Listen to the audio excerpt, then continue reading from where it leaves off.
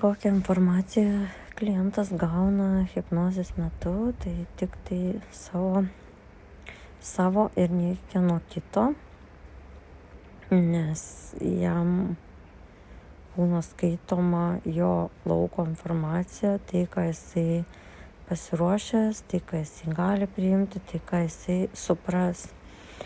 Ir niekada nereiktų lyginti su kitais, kad jam tai pasakė taip ir tam padarė tą ir aną, rado taip ir taip, o man tai čia tik tiek ar anieka, tai tas lyginimas jis aišku čia jau išlenda, bet ir kitas dalykas, tiek kiek žmogus yra pasiruošęs tuo metu gauti, tiek kiek jisai pasiruošęs tuo metu paleisti ir išsivalyti, tiek kiek jisai tuo metu gali suprasti, tiek jisai ir gauna aišku dažniausia daugiau, bet jisai tai išgirsta vėliau.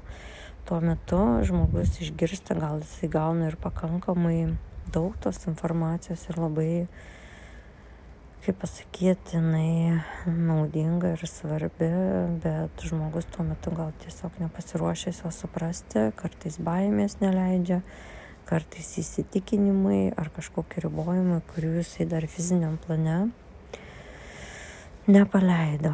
Tai niekada neatsilyginti su kitais. Tikrai rekomenduojama po kiek laiko paklausyti vėl savo įrašus, nes juose atrandama naujos informacijos, kurią jau girdime visai naujai.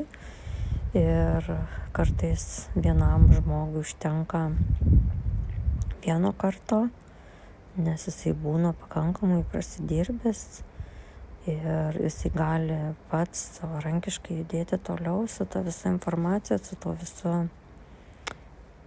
kaip sakyti, nuėmimu, blokų, tų pakeitimų. O kitam reikia ir kelių terapijų, nes tiesiog jo pasiruošimas yra toks, jo priėmimas ir greitis irgi yra toks, koks yra.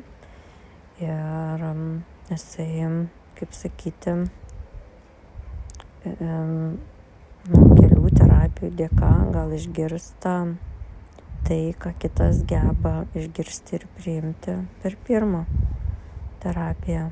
Ir vis tiek tikslas yra tas, kad kiekvienas juda toliau pats savarankiškai, be niekieno pagalbos, nes jam tiesiog yra nuimami blokai, kurie trukdo judėti pirmyn ir pasitikėti savimi.